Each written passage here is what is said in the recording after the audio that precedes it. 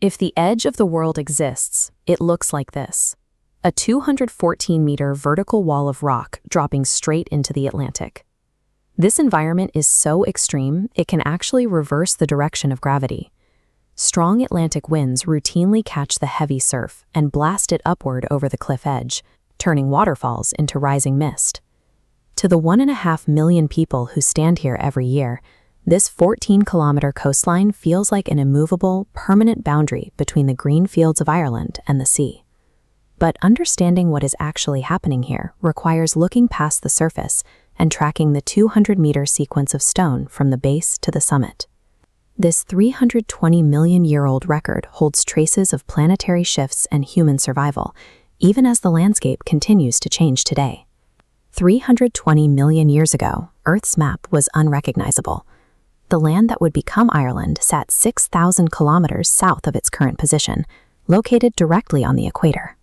An ancient tropical river system continuously dumped millions of tons of sand, silt, and mud into a prehistoric sea. Over millennia, this debris settled on the ocean floor in thick, distinct layers. The sheer weight of the ocean compressed that sediment into the rock we see today. Notice the horizontal bands on the cliff face, the dark shale, gray siltstone, and lighter sandstone. These are the physical remains of that prehistoric seafloor. These layers still contain the physical footprints and burrow marks of ancient marine creatures, 320-million-year-old traces of life etched into the stone. This towering rock wall serves as a physical record of a lost tropical world, showing that the Earth's surface is in constant, long-term motion. For centuries, the scale of this landscape inspired Celtic mythology.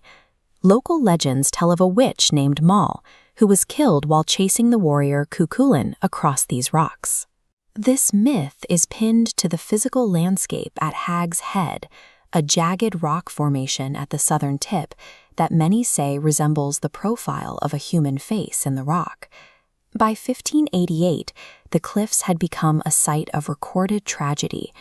Massive Atlantic storms drove the fleeing Spanish Armada directly into this coastline with no harbor for safety. Sheriff Boethius Clancy watched from these heights as Spanish ships were broken against the rocks below. He held orders to execute any sailors who managed to survive the wreck and reach the shore. Historically, these cliffs were not a scenic destination. They were a terrifying, lethal barrier where the land defended itself against the sea. That perception began to change in 1835. Cornelius O'Brien built this stone observation tower at the highest point of the cliffs, specifically to attract the first waves of travelers to the area. O'Brien's tower repositioned the cliffs. He turned a site once feared as a maritime hazard into an observation point where visitors could safely experience the scale of the Atlantic. Beyond the human visitors, these rock ledges provide a protected nesting habitat for over 30,000 seabirds, including large colonies of Atlantic puffins. But the ocean is still actively reclaiming the stone. This 67-meter sea stack, called Brennan Moor, was once part of the main cliff until centuries of erosion isolated it in the surf. The landscape exists in a state of continuous transition. Nature builds a massive ecosystem on the summit, even as the Atlantic actively tears away the foundation below. This unrecreatable scale eventually drew Hollywood to the cliffs. Film crews utilized the heights for iconic sequences in The Princess Bride and for the Horcrux Cave in Harry Potter and the Half-Blood Prince. Walking the 14-kilometer cliff path today provides a direct sense of that scale. The height makes the people walking along the edge look microscopic. At sunset, the 320-million-year-old rock turns deep amber, and the Atlantic reflects the colors of the sky. It's the landscape's emotional peak.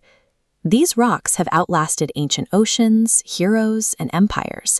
Standing here makes our own history feel brief, yet beautifully connected to the Earth's long-term timeline. Standing at this extreme edge reminds us that witnessing the world's raw, ancient beauty is a profound gift. To see more hidden records of our planet, subscribe, and hit the bell icon. I'll see you at the next edge of the world.